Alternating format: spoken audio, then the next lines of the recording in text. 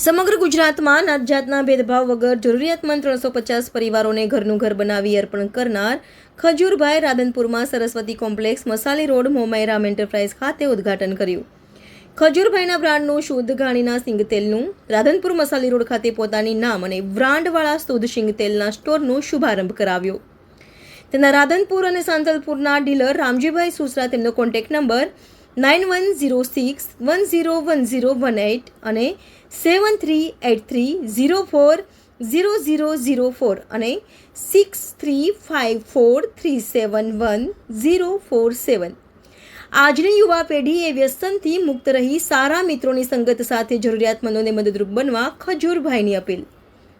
સમગ્ર ગુજરાતમાં કોઈપણ પ્રકારના નાત જાતના ભેદભાવ વગર 350 જેટલા જરૂરિયાતમંદ પરિવારોને ઘરનું ઘર બનાવી અર્પણ કરનાર અને હંમેશા લોકોને મદદરૂપ બનવાની ભાવના સાથે સેવા કાર્ય કરી રહેલા અને પોતાની યુટ્યુબ ચેનલ પર અનેક પ્રકારના હાસ્યના એપિસોડ રજૂ કરી લોકોના ચહેરાઓ પર હંમેશા સ્મિત રેલાવનારા ખજૂરભાઈ મંગળવારે રાધનપુર મસાલી રોડ ખાતે તેઓની નામ બ્રાન્ડવાળા શુદ્ધ સિંગ તેલના સ્ટોલના ઉદ્ઘાટન માટે પધાર્યા હતા. ખજૂરભાઈએ પોતાની નામ બ્રાન્ડવાળા શુદ્ધ સિંગ તેલના સ્ટોલને રાધનપુર શહેરમાં કાર્યરત કરવા બદલ સ્ટોલના યુવા સંચાલકોને શુભેચ્છાઓ પાઠવી આજના યુવાનોને વ્યસનથી દૂર રહી સારા મિત્રોની સંગત સાથે પરિવાર, શહેર અને દેશનું નામ રોશન કરવા તેમજ જરૂરિયાતમંદોને મદદરૂપ બનવા અપીલ કરી હતી. અત્યાર સુધીમાં તેઓએ પોતાના પરિવારના સંસ્કારો અને જરૂરિયાતમંદોને મદદરૂપ બનવાની સેવા ભાવના સાથે કોઈપણ પ્રકારના નાત જાતના ભેદભાવ વગર 350 મકાનો બનાવી અર્પણ કર્યા હોવાનું જણાવી રંગીલા રાધનપુરના લોકો તરફથી મળેલ આવકાર અને પ્રેમની અભિવ્યક્તિ વ્યક્ત કરી હતી.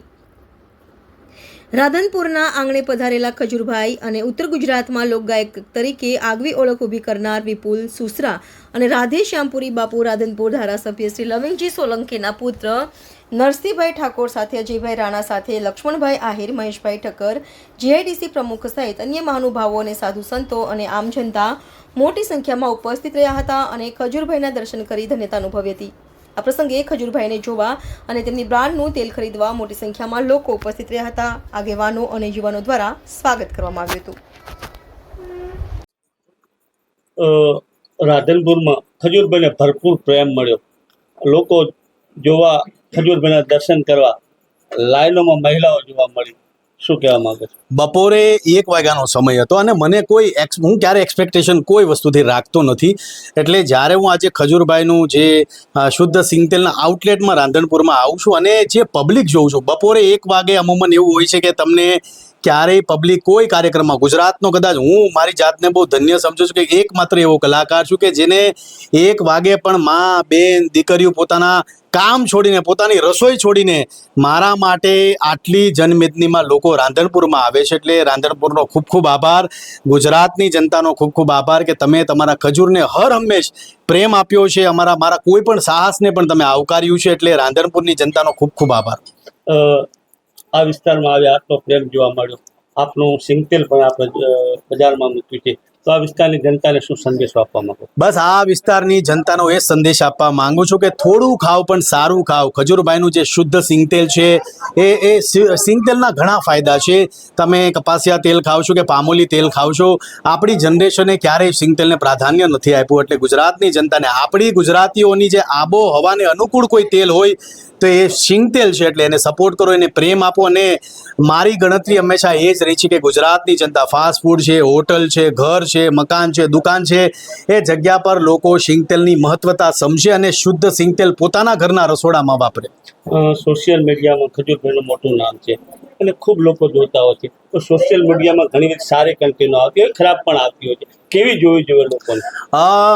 મને જે ફોલો કરવા વાળો જે વર્ગ છે, યંગ છે, એટલે યંગ જનરેશનને હું એ જ કહીશ કે સારું અને સ્વચ્છ કન્ટેન્ટ જેમાં મા, બેન, દીકરીઓ સાથે મળીને જોઈ શકે. ઘણીવાર કેવું હોય છે કે વલ્ગારિટી સમાજમાં એટલી બધી વધી ગઈ છે કે હરેક કન્ટેન્ટ ક્રિએટર હોય, હરેક ઇન્ફ્લુએન્સર હોય, એના મનમાં એવું થઈ ગયું છે કે તમે વલ્ગર કન્ટેન્ટ કાં તો ગાળો બોલશો તો તમે ચાલી જશો માર્કેટમાં. પણ ગુજરાતની જનતા ખૂબ સમજદાર છે અને ગુજરાતની જનતા ખૂબ જાણે છે કે શું સારું છે, શું ખરાબ છે. એટલે જે યંગ જનરેશન છે, જે યુટ્યુબમાં બિલીવ કરે છે, જેને આવનારા ભવિષ્યમાં કન્ટેન્ટ ક્રિએટર બનવું છે, એક્ટર બનવું છે, યુટ્યુબર બનવું છે, તો તમામ લોકોને કહીશ કે શરૂઆતથી ગુજરાત છે સંસ્કારી નગરી છે અને સંસ્કારમાં વધારે બિલીવ કરે છે. એટલે સ્વચ્છ કન્ટેન્ટ વાપરવાનું રાખજો. છેલ્લો શબ્દ ખજૂરભાઈ. કે ખજૂરભાઈને આ સેવા કરવાની પ્રેરણા ક્યાંથી મળી?